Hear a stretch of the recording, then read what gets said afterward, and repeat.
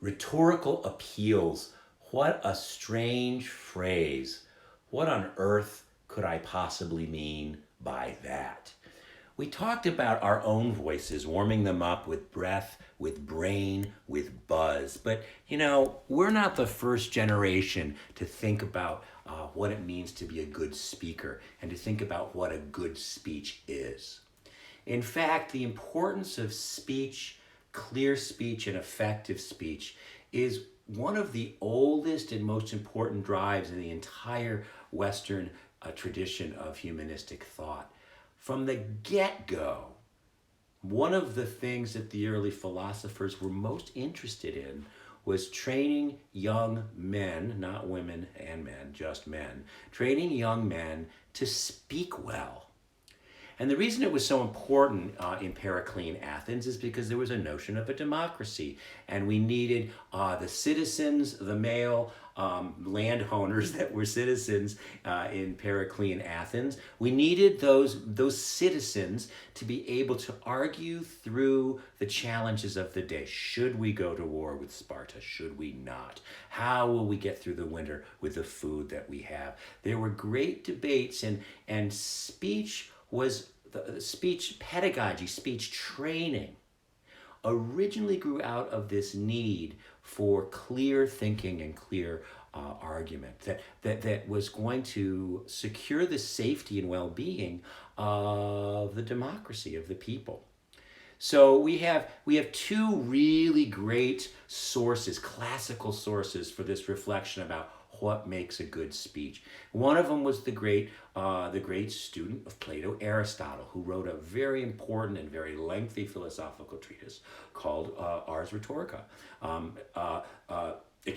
Called Rhetorica. It was the Greek guidebook for good speech, which meant good argumentation, which meant good persuasion. Because in the political context, that was the measure. The measure of a good speech was one that persuaded people with the clarity of its thinking and the rectitude or rightness of its facts. So several hundred years later, as the civilization moved from the land of the Spartans and the Athenians over to those Romans and the Roman Empire, we had another really great teacher, a great trainer named Cicero. And Cicero's Ars Rhetorica rethought about what makes an effective speaker.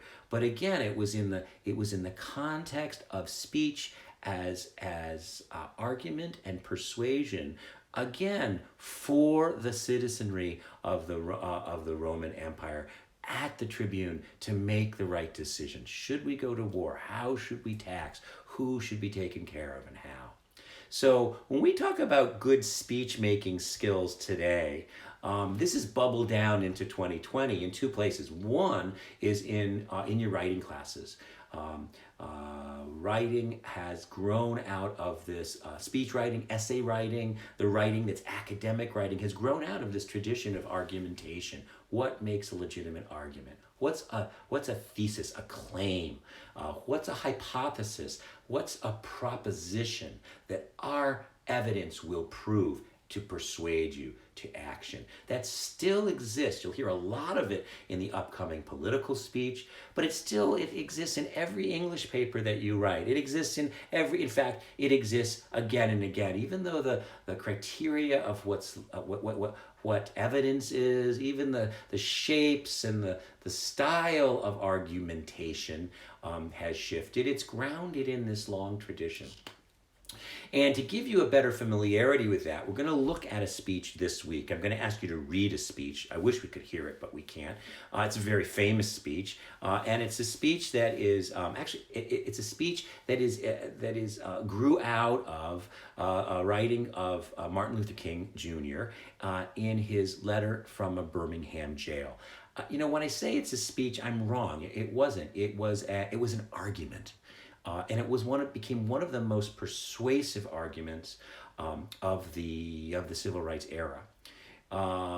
It's really interesting to read that letter, which we're going to read this week, and contrast it with the I Have a Dream speech. Compare. You can see so much of the things that we'll be seeing in this letter manifest in the I Have a Dream speech. Maybe I'll throw that into the deeper dives. If you haven't ever heard it, I mean, we know some of the I Have a Dream, but if you haven't ever heard it, man, it's really worth the time and the focus.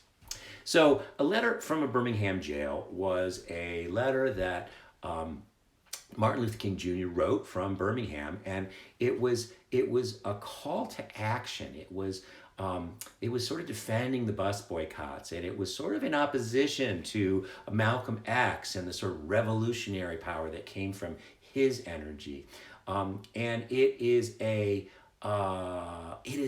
absolute masterpiece of these classical rhetorical appeals that we're going to be talking about. And I'm going to review to you or introduce to you today. So we talk about appeals. Again, these are criteria of a good speech. These are qualities of a good speech, that a good speech makes an appeal to the audience. It calls out, it engages the audience in in three different ways, or at three different levels. So the first, and again, classical because it was talked about in Aristotle's Rhetorica, classical because it was talked about in Cicero's Ars Rhetorica, classical because it's been revisited again and again and again by political speakers and by speechwriters, even up to now. You will see these appeals manifest as we're listening to the two presidential candidates coming up in the weeks ahead, which we are going to do, of course. All right, so the first rhetorical appeal is called the logos, the logical appeal. That's the Greek alphabet. We would write logos, or we would write logical appeal. It's the appeal, the reach of the speaker to the audience based on logic. But more specifically, logos means data, evidence, facts. So every time we're dealing with evidence, with numbers, with facts, with data, and every time we take these evidence, facts, data, and these numbers, and we put them in a clear order, we are doing the work of a logical appeal, choosing the facts that we highlight and ordering them for maximum effect and for maximum clarity. Logos, the logical appeal, is so much of the work of college writing. That's what you're learning in your psych class. What counts as a psychological fact? What are Piaget's stages of development, stages of basic need? What are the facts that happened? What do we know and claim as fact that started the Civil War? What was really going on between separatism and between slavery and between rich and poor and all of those things? What are facts that we can ascertain, that we can share and agree on, and that we can order to best effect to make our persuasive argument? Logos. The second logical appeal is called pathos. There's the Greek, the pathetic appeal. And it doesn't quite translate as, oh, you pathetic pile of crap. It doesn't mean pathetic as awful, but pathos is all that is tied to emotion. The pathetic appeal is both the emotional quality of the speaker's speech, like, I really care, I want you to know these appeals. Or the pathetic appeal are the emotions that are evoked in the audience. Oh my gosh, lots of words I gotta learn from the feeling of overwhelm that so many of us felt in the first weeks of our online classes. So pathos, a speech's pathetic appeal is both the emotional quality and content that the speakers give, but it's also the emotions that are evoked or elicited. And a Trump rally, for example, loves to, yay, yay, make America great again. That's that rousing excitement of the chanting audience is evidence of an emotional, a pathetic appeal that's being evoked, an emotion that's being evoked in in the audience. So, so we have logical appeal, we have the pathetic appeal, and then the last classical appeal is pathos, or the ethical appeal, is how we translate it. And this appeal too is a little bit misnamed in the English word. Pathos appeals are ethical appeals, are appeals that are made through the character, the nature, or the identity of the speaker. So when we think about the ethical appeal, we don't think about right and wrong so much as we think about how the character or the identity of the speaker affects the speech, affects the audience, and affects the effectiveness of the speech. For example, how does my character affect my speech? Well, I've got white hair. I wear glasses. I'm a white dude of a certain age and station.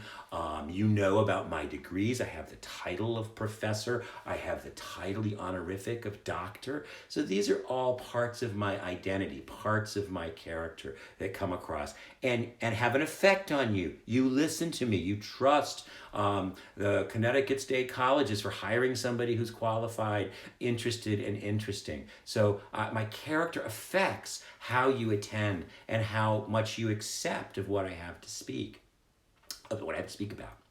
I happen to know a lot about African American literature. In fact, I know an awful lot about African American literature written by women.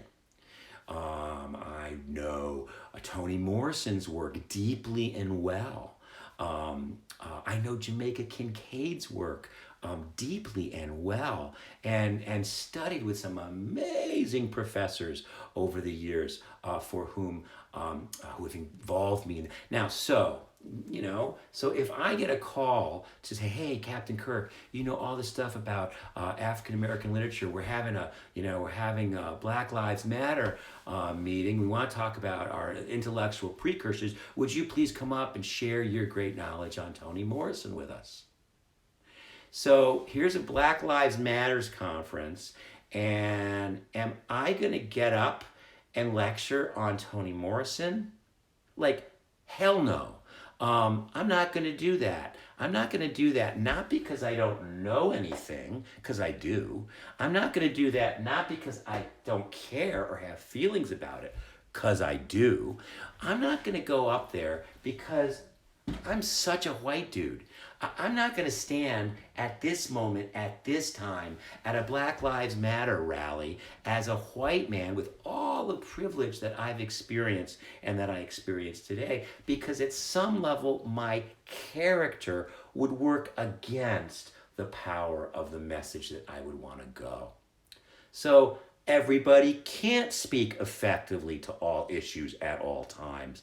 And that appropriateness of who you are as the speaker of the moment, that appropriateness is about the ethical appeal, the character, your character and identity as an authorizing part of your credibility. So with this in mind, with these three appeals in mind, I want you to go dash into Martin Luther King Jr.'s letter from a Birmingham jail. And I want you to pay specific attention as you're reading through. I want you to look for what evidence, what logic, what data do you think makes that letter persuasive? What emotions does he evoke? We can't hear them in his voice, but we can hear them in the phrasing that he chooses. Where are the phrases and sentences that are emotionally charged and emotionally engaging? And then lastly, how does King characterize or identify his identity as part of his authority? What words, where in the speech does he make claims based on his ethical appeal?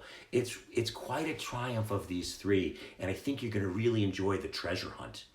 Be looking for 2 or 3 things that you would count as logical appeals, data outreach, 2 or 3 things where you appeal or hear or can sense an emotional quality to the language and to the claim?